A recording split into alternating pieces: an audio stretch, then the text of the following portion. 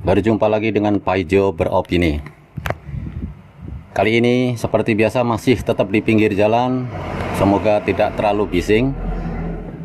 Di video Paijo beropini kali ini menanggapi tentang fenomena yang belakangan ini banyak terjadi di media streaming. Saudaraku, dengan kemajuan teknologi, dengan seiring perkembangan zaman, memang beberapa tahun terakhir ya, dari beberapa puluhan tahun terakhir ini media streaming sangat marak, termasuk media sosial lainnya, dan kemudian semua orang berhak mengemukakan pendapat dan opininya dari kalangan manapun, dari profesi apapun, dan rasa-rasanya makin hari makin panas. Nah, sahabat, kali ini dari pinggiran seorang rakyat jelata, Paijo juga ingin beropini menanggapi tentang banyaknya gelombang petisi ya. Setelah muncul petisi 100 yang rasa-rasanya sudah tidak bergaung lagi, yang gemanya hilang, kemudian beberapa hari, beberapa minggu kalau tidak salah ya, dengan rentang waktu yang pendek muncul banyak, tanda kutip, anggaplah petisi serupa, maksudnya opini ya, kemudian gagasan yang disampaikan oleh Civitas Academica. Diawali dari Civitas Academica Universitas Gadjah Mada (UGM). Beberapa hari lalu, seperti sobat ketahui, melayangkan kritik ya. Kalau kritik itu dianggap himbauan atau anjuran, semacam nasihat begitu ya. Kemudian ada juga diistilahkan petisi. Paijo sendiri juga tidak begitu paham apa perbedaan itu semua. Kemudian setelah peristiwa, para guru besar UGM ini muncul beberapa anjuran serupa dari beberapa universitas ternama di Indonesia, salah satunya Universitas Indonesia. Kemudian belakangan, kalau tidak salah, ada universitas yang lain juga. Sahabat, memang di tahun politik, khususnya menginjak 2024, terlebih Februari 14 ini sudah tinggal hitungan jari, maka suasana panas itu akan menjadi makin panas.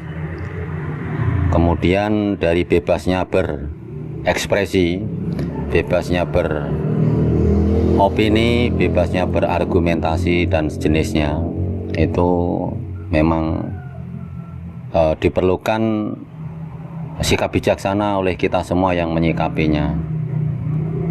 Siapapun itu, kita semua ini rakyat Indonesia, dan kita semua ini masing-masing ya, masing-masing perorangan atau individu ini bagian dari warga Indonesia itu sendiri, yang kurang lebih kalau tidak salah berjumlah 280 juta, baik di dalam maupun di luar negeri. Kemudian masing-masing dari kita pun juga, kalau boleh diistilahkan ya, berhak mengeluarkan pendapat dan pemikirannya, termasuk tanggapannya tentang situasi perpolitikan terakhir. Nah, sudah barang tentu mereka-mereka, beliau-beliau ya, yang berargumentasi, yang bernarasi, yang mengemukakan pendapatnya, itu punya pola pikir masing-masing. Nah, kemudian kembali ke permasalahan belakangan ini, memang diperlukan sikap kehati-hatian. Sikap kehati-hatian ini sangat sulit karena di tengah situasi yang mulai memanas. Kemudian beberapa respon balik dan tanggapan yang disampaikan dari pihak TKN ya, tim SES 02 itu juga kalau tidak berhati-hati dan tidak berpikir masak-masak dalam hal menanggapi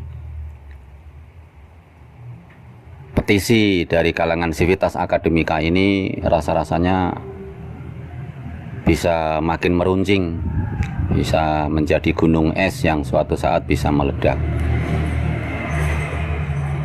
Termasuk kebijaksanaan dari aparat keamanan ya, ASN, aparatur sipil negara ya, termasuk ya, kemudian pucuk tertinggi pimpinan negeri kita, Bapak Presiden Joko Widodo dan kabinetnya, otomatis kesemuanya itu memerlukan sikap kehati-hatian dan kejelian dalam menanggapi peristiwa ini.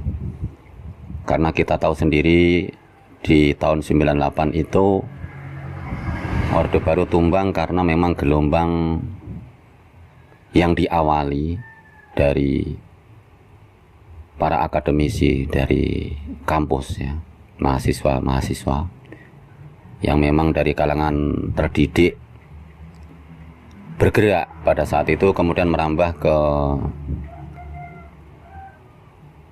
masyarakat awam. Kalau masyarakat awam sih sebenarnya tidak begitu paham dan tidak begitu peduli ya. Barangkali ada yang hanya sekedar ikut-ikut atau meramaikan tetapi tidak tahu esensi dari apa yang akan disampaikan, lalu arahnya kemana. Saya rasa hal tersebut memang biasa saja, it's okay. Nah, akan tetapi itu tadi ya, perlu pemikiran yang jernih, kemudian kebijaksanaan dalam menanggapi sebuah peristiwa, termasuk petisi-petisi yang dilontarkan oleh para sivitas akademika perguruan tinggi. Terlebih perguruan tinggi ini memang perguruan tinggi yang cukup ternama di Indonesia dari beberapa yang sudah muncul ya. Oleh karenanya memang kita perlu berpikir secara objektif, kemudian jernih begitu, supaya dalam menanggapi sesuatu tidak terkesan apa namanya saklek ya. Saklek itu apa ya? Saklek itu apa? Tidak fleksibel begitu, supaya enak didengar, supaya bisa diterima ya kan, mestinya apa ya, bijaksana. Pak Ijo rasa demikian. Nah, memang tidaklah mudah ya dalam apa namanya mengatur sebuah negara, memimpin sebuah negara, kemudian termasuk dalam perjalanan di tahun politik ini banyak sekali ya hal-hal yang dulu-dulu tidak pernah muncul, walaupun hal tersebut wajar karena memang beda tahun, beda zaman, beda dekade ya, itu beda peristiwa yang pastinya. Nah, hanya memang harus pandai-pandai ya menyikapi.